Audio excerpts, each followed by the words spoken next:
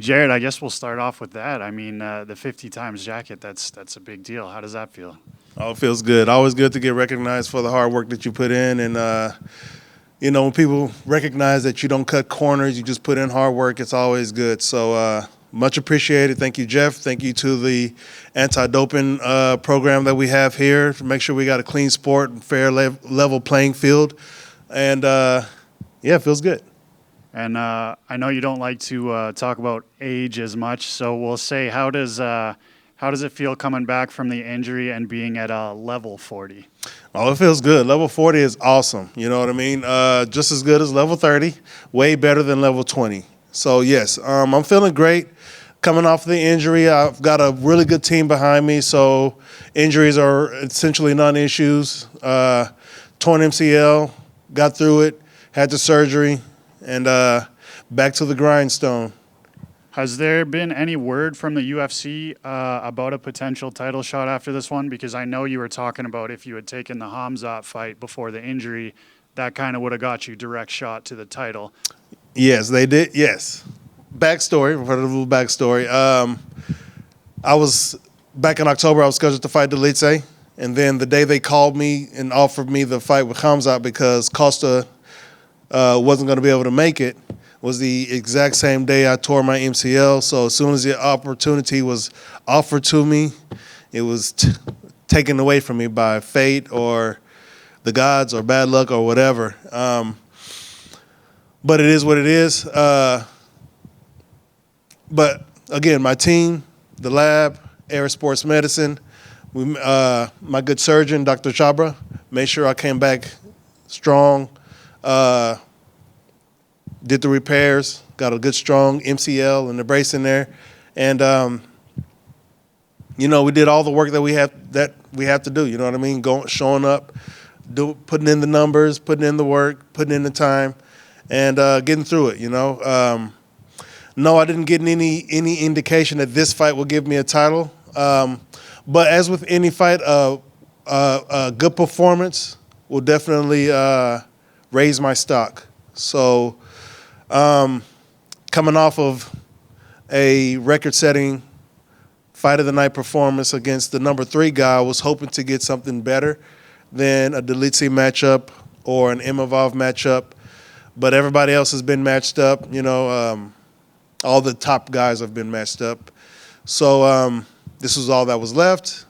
So I'll take it and give them another potentially record-breaking, but definitely a performance that's going to raise some eyebrows and raise my stock.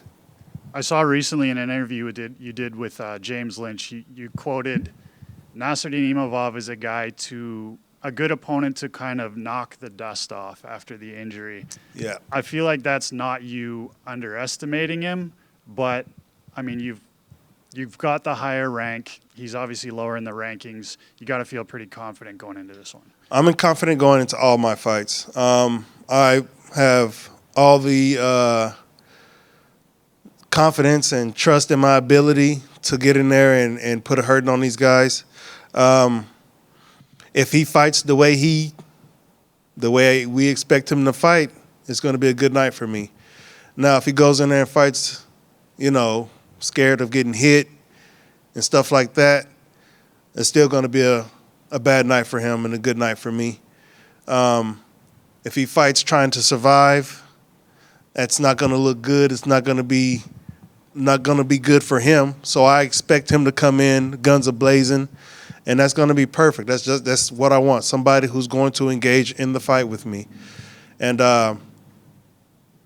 that's a good dust up to knock the dust off. I want to kind of talk about that as well, because we've seen in the UFC it can kind of be like, what have you done for me lately type thing. And we saw in the Sean Strickland and Paulo Costa fight, they said that, they were going to go to war. And it seemed like one guy in Sean Strickland came to fight and one came to sort of point fight. And then you've also got the fight between Robert Whittaker and Hamzat. Say that one doesn't end in a finish and you go out against Imavov and knock him out very convincingly. Do you think that can catapult you right to the top of the line? Absolutely. A good performance, You know what I mean? Will definitely, like I said, raise my stock and maybe shoot me to the top of that ladder that gets me that title shot. So, of course, the focus is to fight to the best of my ability. And the way I train for the finish. I don't train to point and to win decisions or anything like that. So, should be evident in my last fight, breaking the record for most significant strikes, not just pity-patty strikes, significant strikes. You know what I mean? Also incorporating more grappling. You know what I mean? I took my man down intentionally this time, intentional takedowns, strategic, tactical takedowns. Just opening everything up in the octagon, you know what I'm saying? Just being the best mixed martial artist I could be. And more pressure, bigger presence, better me is going to definitely lead to another title fight. Hey, Jared. How does it feel getting out of the Apex this time for another main event? This time in Louisville, going against Imavov, but last couple have been in the Apex. How does it feel to be competing in a main event in front of a live crowd? This is going to be nice. I think the Apex octagon is a little bit smaller than the arena octagons, so it's going to be nice to have more room to, to spread my victims' guts all over the place. But yes, the Apex octagons kind of seem slippery to me, you know what I mean? So hopefully this one is going to have more grip so I can really get in there, dig my tires into the ground, you know what I mean, and really get into my opponent's face, get in his grill. I don't mind fighting in the Apex. I find it to be more personal. You can hear the strikes. I can hear my opponent. I can hear my corners. I like that personal feel of it. But I also like fighting in front of a crowd too. You know what I mean? That's pretty cool. You hear something, you do something, you hear the crowd react to it, and you can gather momentum from it. It really, it's like a little boost in the inertia, if you will. So it's going to be fun to walk out with the crowd and then perform in front of a crowd. More eyes means more, what's the word?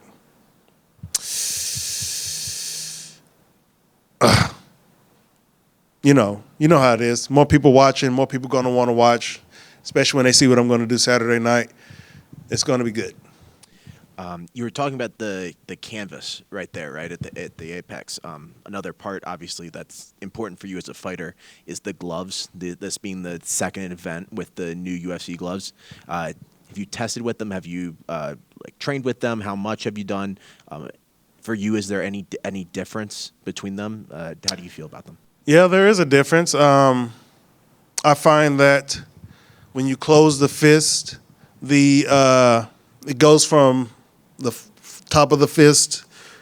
It's not like a 90-degree turn or anything like that, but I can feel I can see that the glove tapers down for the knuckles. I think that's going to help create a better impact. Also, it tapers on the knuckles from the two knuckles, the top two knuckles, so which will create a better impact as well. I know they're talking about the decrease in cuts and eye pokes. I don't think that's going to be. I don't think that the gloves are going to affect decrease the occurrence of cuts and eye pokes. So it may decrease the cuts because there's less material, less stitching. You know what I mean? So in that regard, it'll be less scratches and stuff like that. But not for eye pokes. I think people get eye poked because people got their hands open. And the glove doesn't keep you from opening your hands and extending your fingers. And people keep talking about it. I think this is a part of the sport that we need to learn to live with because it's mixed martial arts. There's grappling involved. We need our fingers. We need our digits to work with this. So if you want, make it a stronger penalty for poking somebody in the eye if you want to. You know what I mean? Quit bitching about eye pokes. You know what I mean? And just harsher penalties if at the very least. Would you be a fan then of like automatic point deduction for any eye poke penalty going forward, something like that? No, because no eye poke is the same. Now, if the finger goes directly into the eye socket, probably, yeah.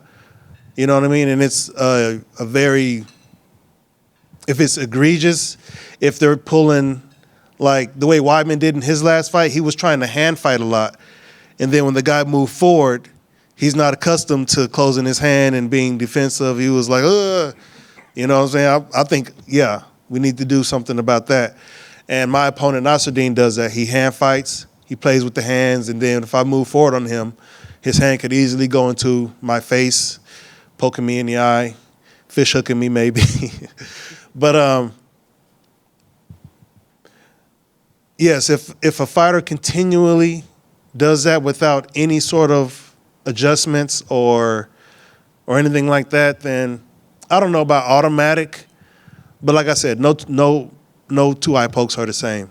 So I think we should leave that up to the discretion of the referee. Perfect. Going into this fight against Nasruddin, sort of a different style than what you faced before, though similar in many ways. What do you see out of him that's sort of different than previous guys that you've faced? Man, I've been fighting at the top of the division for a long time. So,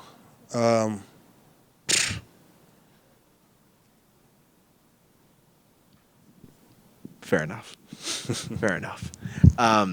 Last one from me. The other fight that is going on at 85, Whitaker versus Chimaev. Yeah. What's your thoughts on it? Who do you think gets it done? That's definitely a good fight. This will be Chimaev's first test against a established, highly ranked former champion at middleweight, a former opponent of mine. So it'll be interesting to see how he deals with Whitaker. Whitaker is very crafty. He's been here for the longest. You know, he's fought all of us at the top, and outside of Strickland, and he's still here. You know, so he started at welterweight, same as Chimaev as well. But I favor Whitaker in this matchup. I feel that if Chimaev doesn't get him out of there in the first round, then I think Whitaker has a better chance of beating him. Not to say that Whitaker can't get him out in the first round. So we'll see. You know, if Chimaev wants to go in there and throw himself into the fire like that, we'll see what Whitaker has for him. I think Whitaker he's shown that he's gotten better. You know what I'm saying? So it ain't gonna be easy. It ain't gonna be as easy as everybody wants to see happen. But I'm not gonna say that he doesn't have a chance, because he definitely has a chance. He's got the skills. So it's gonna be interesting, entertaining to see, to say the least. But definitely interesting to see how that fight plays out. And, yeah, we'll see what happens. Awesome, man. Best of luck. Thank you.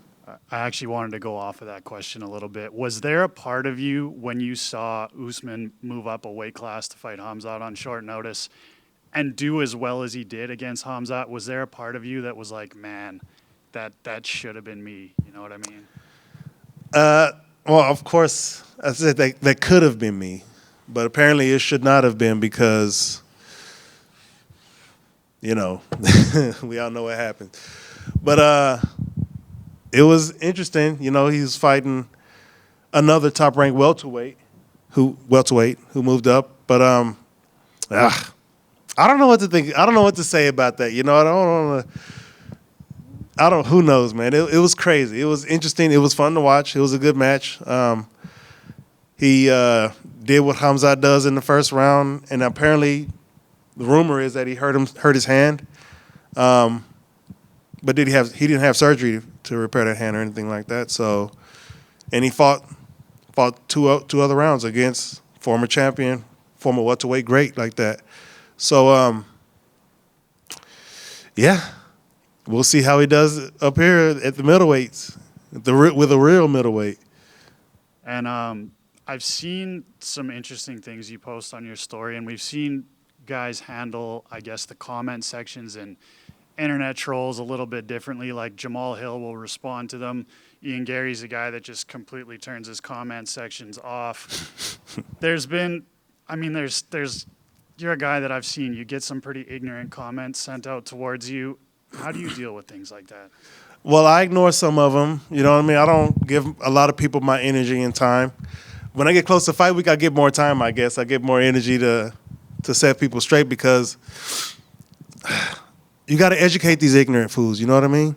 Because if we don't educate these fools, they're going to continue being fools, being ignorant. So people keep coming to me talking about the Israel fight. And I've always said that I've made adjustments since that fight, but they keep hanging on to that fight. Like, that's me. Like, they didn't see my last fight. Like, I didn't break a record in my last fight. Like, I didn't beat their champion in Sean Strickland. And they say that Sean Strickland won that fight, but that wasn't Sean Strickland when he fought me. Who we saw fought Paulo Costa was a Sean Strickland who walks forward and does his thing. When he fought me, he didn't do that. When he fought Nasruddin, he didn't do that. When he fought Israel, he didn't do that. When he fought Alex Pereira, he didn't do that. When he fought me, he was on his back foot. He was on his heels. He was dodging semis on the highway. It was like he was dodging semis on the highway. And that's generally how it goes when people fight me. You know what I mean? They recognize, they understand that, you know, it's not just the physical presence. It's that mental presence. And you put those together, it creates a spiritual presence. And I'm going to be present. I'm always going to be present. I'm always going to be there. Even when Whitaker broke my hand, I was still present. You know what I mean? So broke my arm, I was still present. And that's what it's going to be. You know what I mean? So, you know, it is, I'm not going to lie, I am human. It is frustrating to see these stupid people, the haters, come into your space. But I'm quick to block a fool. You know what I mean? You don't get to say the name of your God when you come in here, you know, speaking such blasphemous remarks. I'm not saying that I am the Christian God or anything like that. So you Christians, get out of my inbox saying that I'm this and that either, too. I'm being metaphorical here and literal. But it's a crazy world. The internet is a crazy place, man. So I don't like to spend too much time there because I don't want to bring myself down to that level too often. Every now and then, to be honest, I don't bring myself down to that level. I try to bring people up to my level, if anything, by educating and maybe spitting some fire back, you know what I mean? But, you know, Instagram is weird, too, because I can't even say anything back. People can say shit to me, but it's some shit I can't say back. I put one little B word in my comments, and I get flagged, you know what I mean? Stuff like that. But somebody can tell me they want to see me go over to another fighter's house and get curb stomped like some monkey in American History X, and they could fly right underneath Instagram's radar. So that's why I posted that. If I had to see it, then everybody's got to see it. And that's just the type of shit that I have to do with. It's not the first time. It's probably ain't going to be the last time. So, yeah, you got ignorant people out there who won't get the shit smacked out of them when they say shit on the internet. But if they come to me in my face, I'll probably end up in jail, which is fine, because it'll be well worth the time to smack the shit out of somebody. I love using my backhand on people, you know what I mean? So, especially people who I look down upon, who I think little of, and you come at me with some craziness, boy, real quick, man. So, yeah, that's what it is. Good luck on Saturday, brother. Thank you. All done. You guys have a good day.